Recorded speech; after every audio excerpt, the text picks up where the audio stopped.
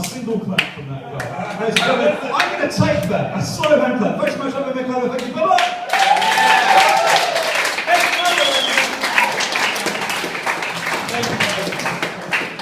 Just shook his hand, right. Later we have two more acts, they're both fantastic. Our next guest is Rob Thomas Mack, feel welcome. Come on. Rob Thomas! Okay? Yeah. I just got here, so Thank you for having me here. I know what you're thinking, by the way. You're thinking, Rob, have you got a t-shirt for every political situation that this country finds itself in? Anyway, this, by the way, this is a charity. Did you know it's a charity? Yeah, I did a bit. I've just done about half an hour collecting with a shaker outside on the street here. I got nothing. I don't know if I was doing something wrong. I just stood there, I had the shaker in my left hand. In my right hand, just had my rucksack as normal. Anyone want to give to charity? Anyone want to give to charity? Those less fortunate than yourselves. Come on, what's wrong with you?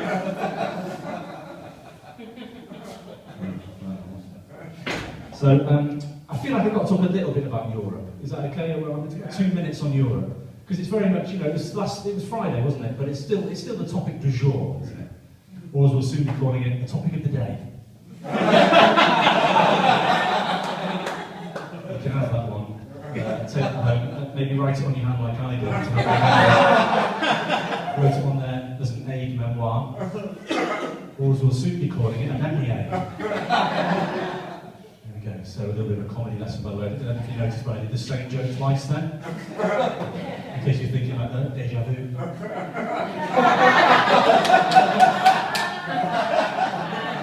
Or as we'll soon be calling it, I had to look it up. Does anyone know? Already happened. Pretty good. I read it as already seen. Clap for that one over there, he knew it. In English, déjà vu is already seen. It's not quite so romantic, is it? As the French one.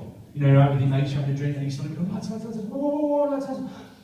just had the strangest sense of already seen. Yeah, whatever, Rob, sit down there, yeah. So, in case you're counting, by the way, that was 3 exactly the same jokes there. It's a little trick they do in comedy. It's like kind of a comedy ménage à trois.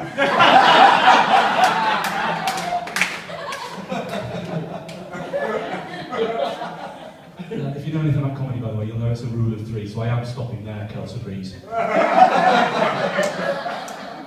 See, we've dipped now, haven't we?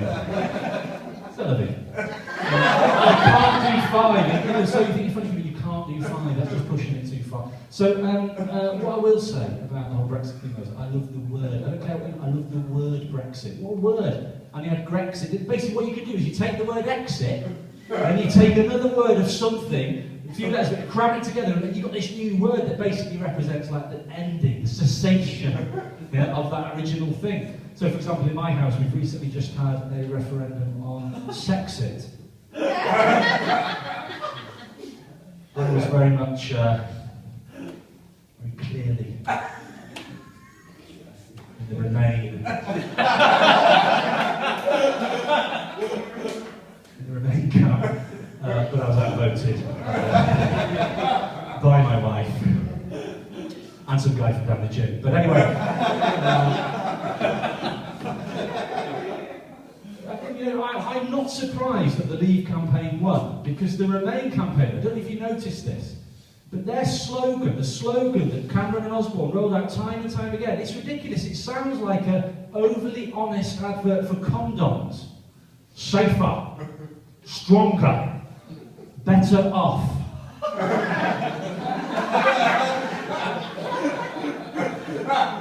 Personal preference, but. And I've worked out, by the way.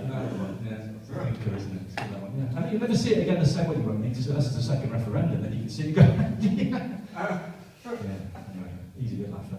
In case you haven't noticed.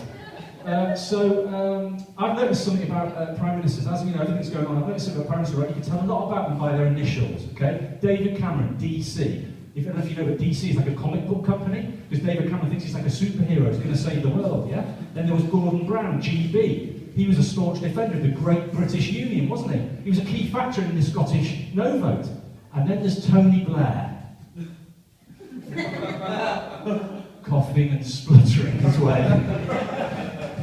to retirement. And all I can say after today is I'm so glad that our next Prime Minister isn't going to be Boris Johnson. Not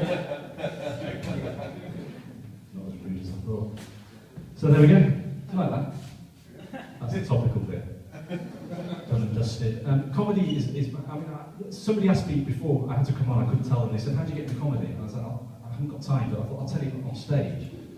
This is a story, it's a good story. So what happened was, I was at a pub and I got talking to this random guy, and he said that he tried stand-up comedy, but it was a nightmare, died horribly, no one laughed, and I said, it can't have been that bad. And he's like, mate, if you think it's easy, you should think about giving it a go. I said, yeah, maybe one day I will give it a go. And he said, all right, mate. You got out 50 quid, slapped it on the table. He said, put your money where your mouth is. I bet you 50 quid you couldn't go out and do a comedy gig. I had a few drinks, I was feeling quite confident, so I went, yeah, I'll do that, I'm up for that, yeah, 50 quid, definitely, yeah. And so he grabbed his phone, he dialed the number, and he said, right, this is the number of the person that got me the gig behind it. Come on, blag it now, come on, blag the gig. So I was like, yeah, no problem, yeah. Hello, yeah, hi, yeah, I'm a stand-up comedian. I was wondering if you've got any gigs. They said, how long have you been doing comedy for? I said, 5 years.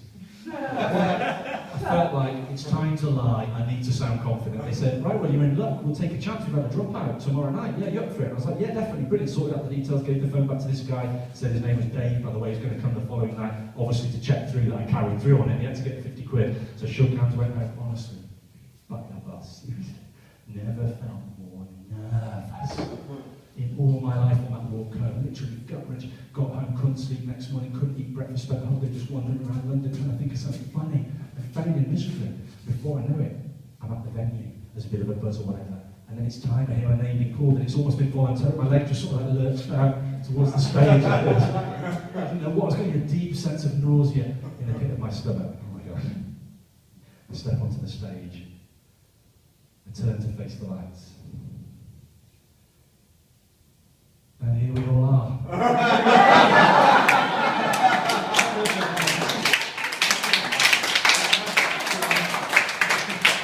It'll be all right, you know. All my 5 years of experience. Anyway, thanks for coming, Dave. Cash, check, whatever, it's fine, we'll sort it out afterwards. I'm glad you realise I'm joking. So, yeah, comedy, it's awesome comedy. People say to me, do you get nervous on the way to gigs? And I say, no, I used to, but now it's kind of like excitement. This friend said, if you ever get nervous and you go into a gig in London, what you want to do to take away the nerves, give yourself something to do, have a game of escalator sex. I was like, all right, what's that then? So what you do is, when you're on an escalator, you basically check out everyone else on the other side coming past, and you decide, you know, who you'd most like to. I'm dead. I'm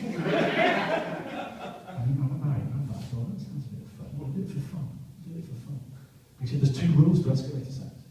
Rule number 1, obviously, you can only pick one person, right? But rule number 2, if you delay thinking someone better might come on a bit further down the escalator, then you have to accept the very last person. Who steps onto that escalator. Whoever, whatever they are, that's who we've got, right? So I thought, I like the sound of this. So on the way to the gig today, it was a downward travelling escalator. I thought, we're going to do it, we're going to do escalator sex, she won't mind, we're going to do it. And the second I stepped on the top of that downward travelling escalator, on the other side stepping off, was an incredibly attractive woman. Really, really, and I thought, oh gosh, well, I don't think anyone more attractive than her is going to come further down the escalator, so I suppose I like this game, I choose her. And as I thought that, her head turned and her eyes met with mine, and for a moment I thought, oh, there's a little frisson. You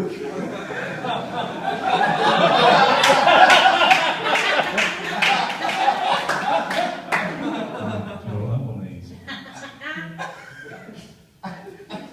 There's a little frisson. Magic was it? And this is what she did, she came up and turned, and her head turned to me, and I said, what she did, she did.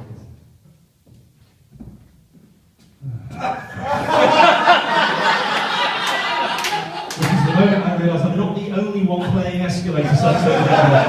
You've been wonderful, my name's Rob Thomas, have a great evening!